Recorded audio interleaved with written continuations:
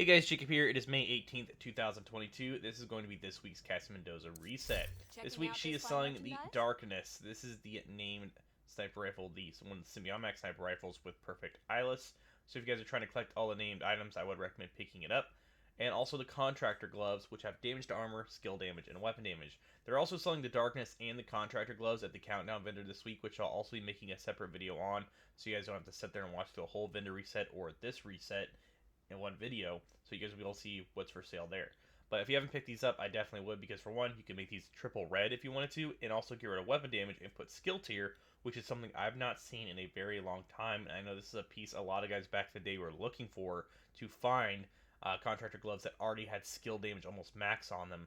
So now you can pick these up and buy them, and essentially you have them, and that way you can max out the weapon damage, and then roll the critical chance if you need triple red, or get rid of the weapon damage and put skill tier, because that is a piece I know a lot of people, like I said, have been looking for a while. Next is going to be the Shield Splinter and the Hunter Killer. These are both Hunter items. Basically, if you have to complete the Hunter chest, the off-white keys, and the box in DC. So if you have killed all the Hunters in DC or New York, these will not appear. You have to open them in the box first, if I remember correctly, unless they change that, and I'm not aware. But if you want both these to pop up and get them, you just get them from the chest first, and then they'll appear in the loot pool for Cassie Mendoza. Next is going to be Aces and Eights, Ongoing Directive, Hardwired Gloves, Eclipse Protocol knee pads and holster if you guys are trying to make an Eclipse build. Max armor on this True Patriot mask and critical hit damage, which you could max out pretty easily because it's already max armor, so you can just change that. Police T821, Marine Super 90 Flatline if you guys are trying to make a flatline shotgun build.